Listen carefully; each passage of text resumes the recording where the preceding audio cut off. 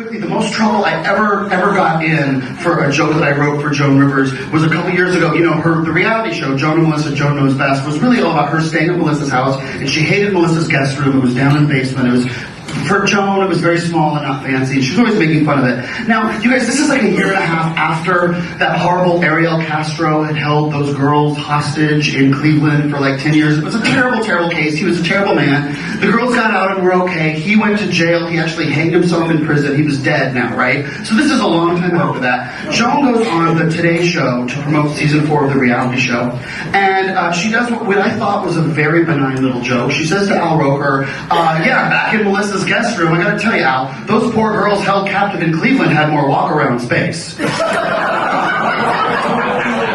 Well, Al Roker almost shit his pants again that day. It was much too edgy for 8:35 in the morning. The internet got all upset. The 3 victims were furious. They held a press conference demanding an apology. I get an angry phone call from Melissa Rivers. And when Melissa calls you before 9 a.m., it's not going to be good, right? And so she's like, God damn it, Tony, what did you write for my mom? She's doing jokes about Ariel Castro. No jokes about Ariel Castro, no matter what she says. Do not give her any more jokes about Ariel Castro.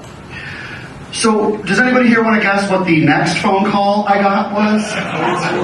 So it's Joan Rivers saying, Tony, I need jokes about Ariel Castro.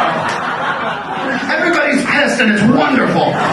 So, I gave her a couple of more jokes. She called TMZ and said, I'm getting on a plane from New York to LA. Meet me at LAX, I'll have great stuff for you. So she gets off the plane in summertime, LAX, full mink coat, and TMZ says, Joan, what do you have to say to the Cleveland kidnapping victims that are so angry with you and demanding an apology? And she looks right at the camera and says, I don't know what they're so upset about. They got to live rent-free almost a decade.